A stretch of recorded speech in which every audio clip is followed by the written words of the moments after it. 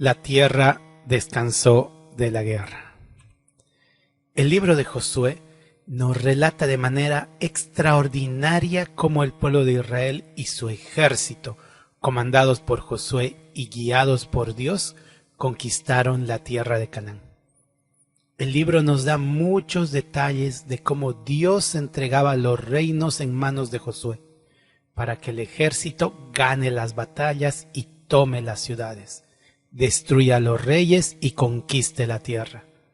Recordemos que esto es posible porque el libro empieza con la promesa de Dios a Josué, que nadie prevalecería contra Josué, y que Dios acompañaría a Josué y al pueblo durante la conquista de la tierra prometida. Dijo Dios a Josué, Josué 1:5, nadie te podrá hacer frente en todos los días de tu vida. Como estuve con Moisés, estaré contigo, no te dejaré ni te desampararé. La presencia de Dios y la obediencia de Josué fueron la combinación perfecta para que Israel conquiste la tierra prometida, con victorias apabullantes sobre sus enemigos, mientras Israel obedecía a Dios. Podríamos decir que Josué estaba condenado al éxito.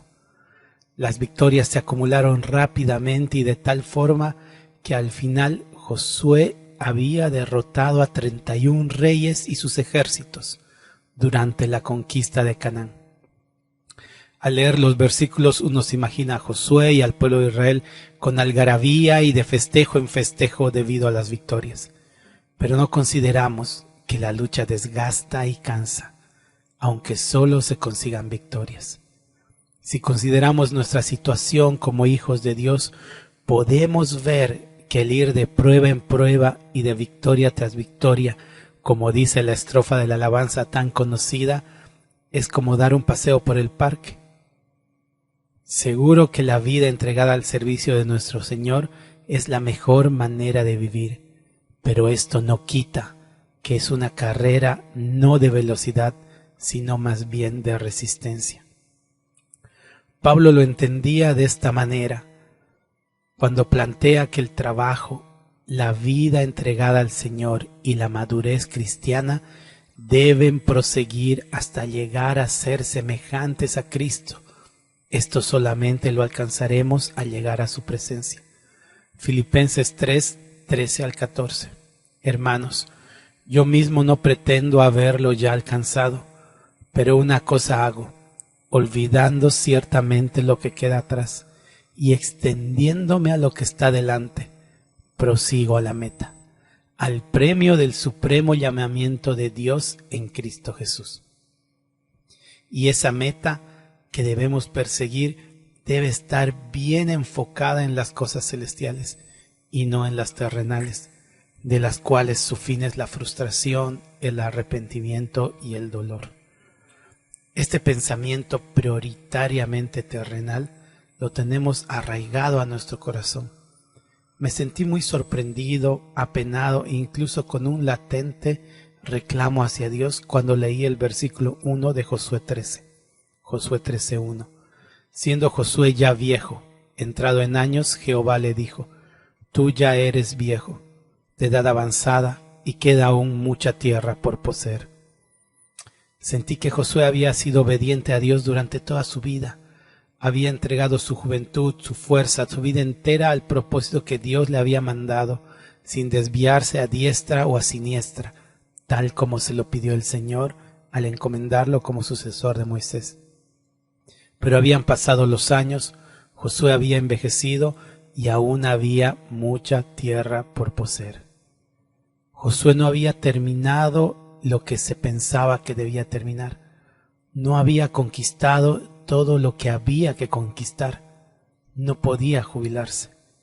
Esto me hace pensar en la cantidad de veces que fantaseo con lograr libertad económica o pensar en tener un ingreso lo suficientemente grande como para dejar de trabajar. Y algunas veces pienso que ese mismo paralelo lo realizamos en la vida espiritual. ¿Cuántas veces debes leer la Biblia para llegar al punto de no necesitar leerla nuevamente? ¿Cuántas ofrendas tienes que dar para alcanzar la meta y no tener que dar más? ¿Cuántos mensajes tenemos que compartir para completar el servicio? ¿A cuántas personas debes predicar el Evangelio para consumar el ministerio? ¿Cuántos pobres tienes que alimentar para haberlo conseguido? ¿Nos podemos jubilar como cristianos? Si tendría que elegir una expresión de Pablo como respuesta sería: de ninguna manera. Pensar en estas preguntas solo muestra que mi corazón está pegado a lo terrenal aún, que me cuesta mirar lo celestial y enfocarme en ello. Nuestra fuerza debe renovarse en el Señor, y se renueva por la fe que tenemos en Él, la confianza de que a pesar que la mies es mucha y los obreros pocos, Él enviará obreros, Él sostendrá a los obreros y Él cuidará de sus obreros. Tenemos un claro ejemplo de esa fortaleza renovada en Caleb, cuando solicita a Josué su heredad. Josué 14, 10 al 12. Ahora bien, Jehová me ha hecho vivir, como él dijo, estos 45 años, desde el tiempo que Jehová habló estas palabras a Moisés, cuando Israel andaba por el desierto. Y ahora, he aquí, hoy soy de edad de 85 años. Todavía estoy tan fuerte como el día que Moisés me envió. ¿Cuál era mi fuerza entonces? Tal es ahora mi fuerza para la guerra, y para salir y para entrar. Caleb pide a Josué el monte de Hebrón por heredad, la tierra de las ciudades fortificadas y habitada por gigantes para conquistarla. Su fuerza estaba renovada a pesar de los años de vida y la guerra que había atravesado. Del mismo modo, nosotros en la vida cristiana, en esta carrera de la fe, nuestra renovación debe venir de la confianza en que Dios está con nosotros, que Dios guía nuestro camino, que Él guarda nuestro andar. Esto nos debe fortalecer continuamente. Sin embargo, no quiere decir que la vida será color de rosas, pues Caleb vivió muchos años en el desierto y luego en batalla. No fue una vida fácil y tranquila, pero tenía la confianza de que Dios le daría su heredad. Nosotros tenemos prometida una heredad muchísimo mayor y mejor. Primera Pedro 1, 3 al 4. Bendito el Dios y Padre de nuestro Señor Jesucristo, que según su grande misericordia nos hizo renacer para una esperanza viva por la resurrección de Jesucristo de los muertos, para una herencia incorruptible, incontaminada e inmarcesible, reservada en los cielos para vosotros. Hermanos, la vida eterna reservada para nosotros en los cielos, donde tendremos mucho más de lo que pedimos, de lo que entendemos o de lo que esperamos. Ese debe ser nuestro foco y aliento para permanecer firmes en la fe. Sin embargo, nuestro Padre Celestial conoce que durante este tiempo en la tierra sufriremos cansancio, sufrimos desgaste, largas enfermedades, pérdidas sorpresivas, accidentes inesperados, oraciones sin respuesta aparente, las situaciones fuera de nuestro control que parece que nos drenan la vida, así como la guerra.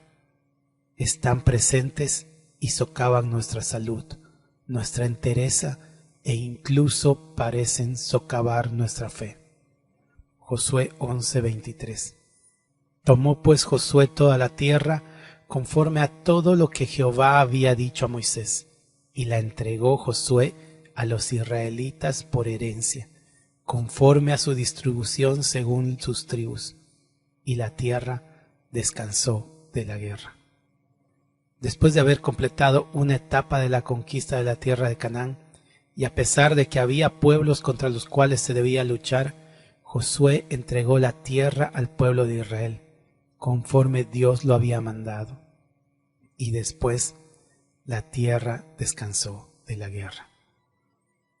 Estos momentos de pausa, momentos de descanso, momentos de refrigerio, son los que Dios pone en nuestras vidas para tomar aliento, para mostrarnos su ternura, su comprensión de nuestra condición humana y su amor a pesar de nuestra debilidad. Puede ser un tiempo de reflexión con un hermano, un hombro para llorar de un amigo, unos días de vacación con la familia, resultados satisfactorios en algún análisis, exámenes aprobados en la facultad, en fin. El Señor nos hará sentir su cariñosa mano en los momentos precisos. Nosotros seamos sensibles a su voz para ser ese hombro para llorar, ese oído para oír, esa mano para estrechar o ese abrazo para dar a nuestros hermanos en el momento adecuado, recordando todos que el Señor Jesucristo entregó su vida misma para el perdón de nuestros pecados y hacer posible que desde el Señor vengan a nosotros tiempos de refrigerio.